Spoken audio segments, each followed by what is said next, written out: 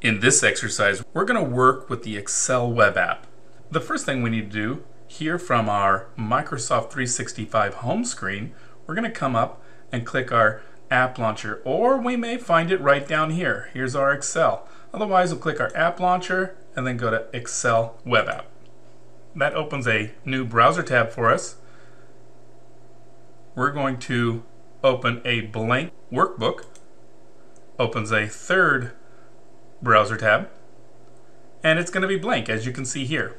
Pretty simple. Now from here, what I want to do is I want to open my exercise files folder that's on my desktop, and then from here I want to go to my Excel folder, and then I'm going to find the employee dates right here. I'm going to double click it to open it. There we go. Now what I want to do is I want to select this entire worksheet. There's a couple ways of doing it. I can press Control A and it selects the entire worksheet. Otherwise, I can come up and click this Select All button right here. It selects the whole thing as well. Now with it selected, I can either right click on this selection and choose Copy, or I can press Control C. And you'll notice the little dancing ants. That's the marquee identifying that it's selected. Now with that selected, I'm going to come over and click in my Excel web app. I'm going to select cell A1 and press Control V, and it pastes it in there. Now with it selected, what I want to do is I'm going to click that Select All right there. I'm going to come over and double click the space between these columns. And when I do, it does an auto-fit for me. Pretty simple. I can see that some of them are a little truncated, meaning it's spilling over. I want to fix that. And I can see it's primarily in the last name, so I'm going to just click and drag a little bit over. Now it's all fixed. Now I have some spacing there that I don't like to have. Oh, and I see I have to widen column B just a little bit. There we go. Now this little trick, I want to scrunch these all up, the vertical spacing. So I'm going to do the Select All again, and then I'm going to double click the row. Look at that. I have to fix that one. There we have it. Now from here I want to give this a name.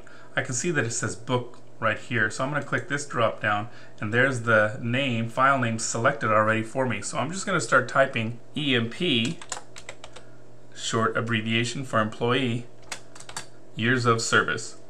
Pretty simple. I'm going to press enter, and now it's been given a new name. Now while we're here, one little extra exercise I would like to do is I want to create a column that has the proper capitalization for the first and last name. So I'm just going to right click column C, and I'm going to choose insert column to the left. There we have a new column, and I'm going to come to the header and give this a name called full name. In many cases it's nice to have last name and first name separated, but in this case I want to combine both of those, last and first name, into one column with the proper capitalization. So in order to do that, I'm going to do equals proper.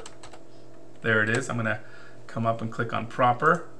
It gives me my proper capitalization, gives me a little example of what I can do with this. Now from here I'm going to identify the first cell, B4, because I want it to be first and last name, B4, and now I want to combine it or concatenate this cell with A4. So I'm going to do B4, do and, open quotations, space. Why a space? Because I want to have a natural space between them. Quotations, and then another ampersand, and then cell A4. Just like that. And we can read the formula up here. That's what it's going to look like. Now I'm going to press Control Enter. Look at that. Shazam. Looks good. I want to fill this all the way down. I'm just going to double click my fill handle, and look at that. It fills it down for me.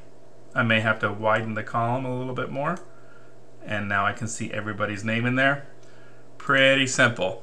Okay, just as a reminder, we are working in the Excel web app, demonstrating the fact that we can do many things in the Excel environment.